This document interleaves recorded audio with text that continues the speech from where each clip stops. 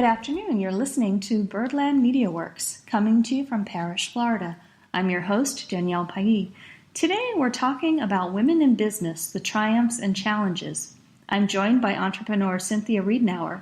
Readnower is the owner of Skinny Leopard Media and Integrated Mindset. She's also the author of Inherited Secrets and Straight Talk About Franchising, What I Learned and You Need to Know. Cindy, welcome to the show and thank you for joining us. Thank you so much, Danielle. Cindy, can you start by telling our listeners a little bit more about you and the business services that you offer? Well, basically, I'm a marketing consultant, but also kind of a jack of all trades.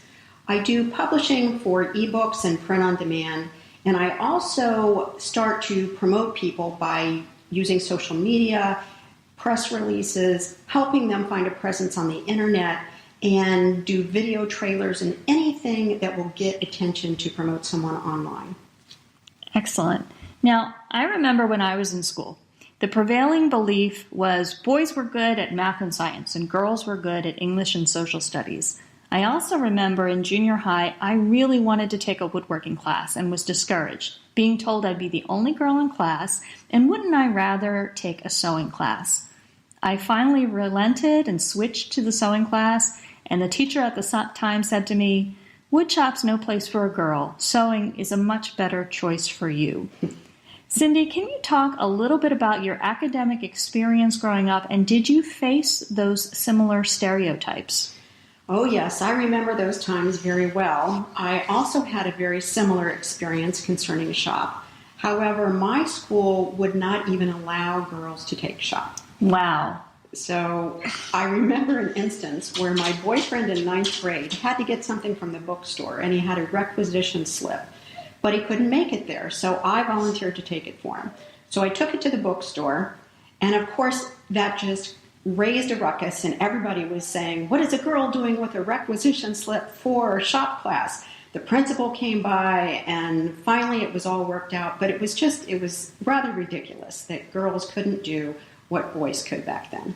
I think it's crazy. And I mean, in my case, it was just like you got shamed into taking the other class. And I wonder what women could have been or would have been had they not been discouraged from some of these career paths.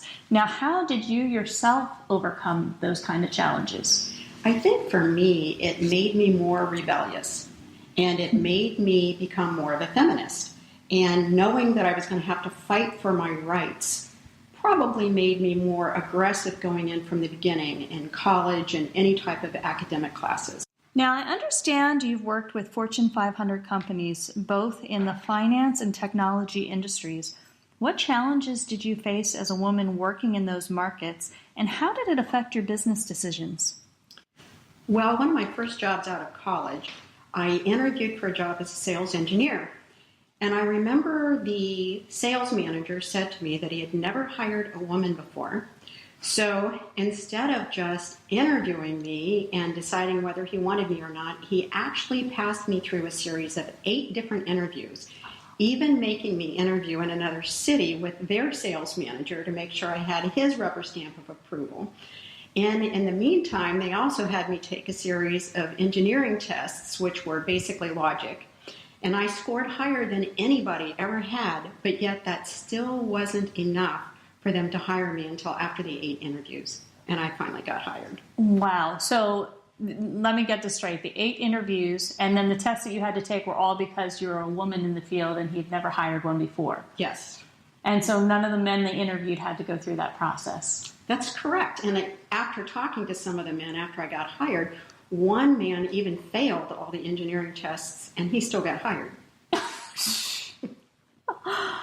Now, more recently, as you know, you and I have worked together on 2 online business courses, the Using Intuition in Business and Mindfulness for Work in Business. Now, we had some discussion at the time about our primary audience. While not limited to women, we found that it was ideal for women starting their own business, enhancing their current career, or for career changers.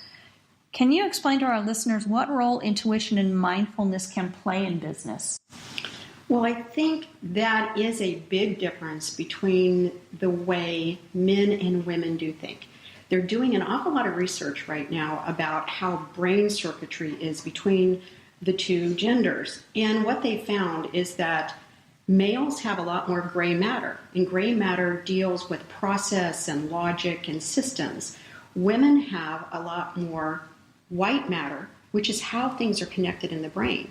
So that means that when women have something in front of them, an event, an image, or whatever, they're connecting all different parts of their brain, feelings, logic, interaction, connectivity, where men are more going into one separate compartment.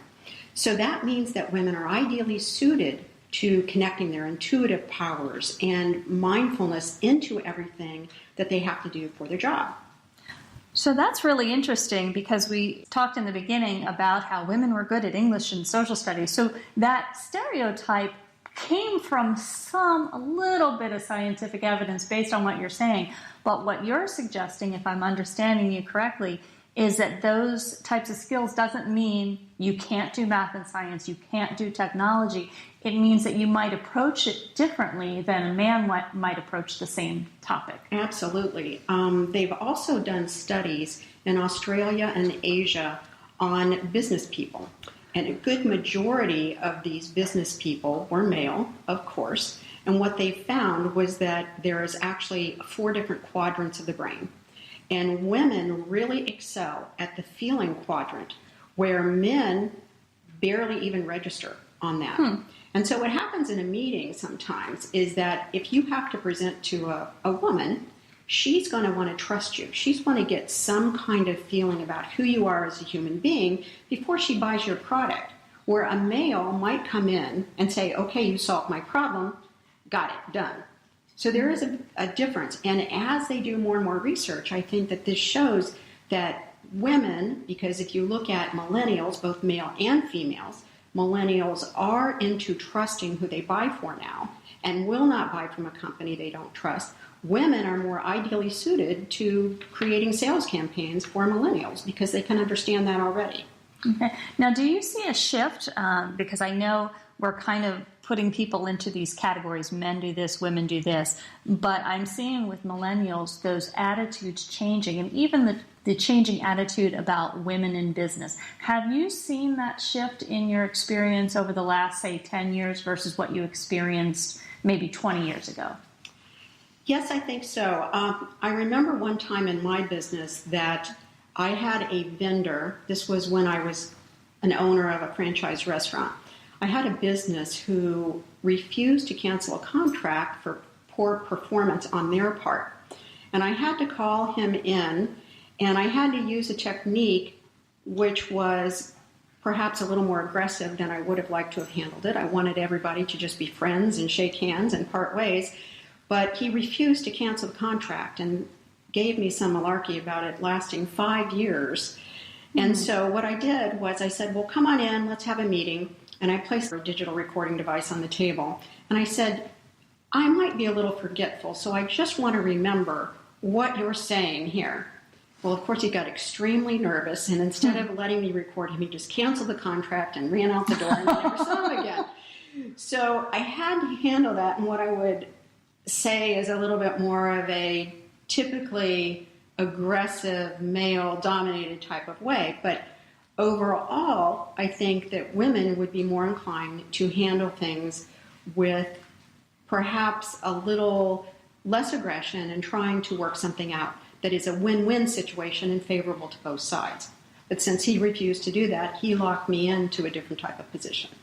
Understood. So what advice would you give to young women choosing a career path today that may be less conventional than roles you would typically expect to find women filling? Well, I think the biggest thing nowadays is to, instead of thinking all from your head, think from your heart. They know that the heart is constantly in communication with the brain, and that actually the heart sends more signals to the brain than the brain actually sends to the heart.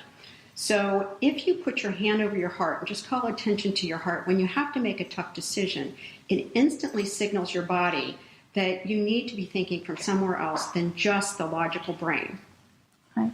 Okay. Now, and this gets a little bit into the business courses that you and I have developed. When you say you start there, and I know there are going to be people listening to this saying, well, you can't just be touchy-feely in business. So step one would be, okay, what is your instinct gut feeling? What's your body telling you? But then step two in the business process would be, I would think, to logically then look at the facts. So it's not just doing one or the other. It sounds like you're combining both. Yeah, I think that there is a place for both logic and intuition in business. But when you have to make a really tough, quick decision, you can look at all the things you've been taught, all the could'ves, should'ves, would'ves that you've been taught to make a choice with any logical business decision. But in the end, if you have to make it instantaneously, you got to go with your gut. You got to use that intuitive knowledge to make that choice, because in the long run, that's probably going to be more accurate for you. Okay. Can you think of an example where you had to make such a split-second decision and it turned out to be the best decision you could have made? Well, I think sometimes when you have to deal with employees and there's a human person in front of you that's involved and you have to use your gut feeling, perhaps an employee did something they shouldn't have done. Your first inclination would be to say you violated policy, you need to be reprimanded. But if you look at the person as a whole, you might see that they're going through a terrible divorce, or perhaps they have financial difficulties, or something is going on in their life. And if you look at it in a more holistic situation, you might be able to say, my gut feeling says stay with them, maybe counsel them, retrain them, but they're going to be valuable in the long run. Excellent. Now, we want to point out to our listeners that this isn't about dismissing the contributions of men, but more to shine the light on the challenges that women have faced in the business world over time. I think it's also about honoring the feminine in all areas of life, including business, so that as business evolves, whether it be a man or a woman, honors the feminine way of doing business. And since women make up 51% of the population, they have not been evenly represented in business by the amount of women in executive positions or in equal paying jobs. Cindy, thank you so much for joining us today. Can you please tell listeners where they can go to find out more about your business? Well, thank you for having me, Danielle. And you can go to skinnyleopardmedia.com, or you can go to @Cynthia Readnower on Twitter. Well, thank you, everyone, for joining us today at Birdland Media Works. Have a great day and enjoy wherever the journey takes you.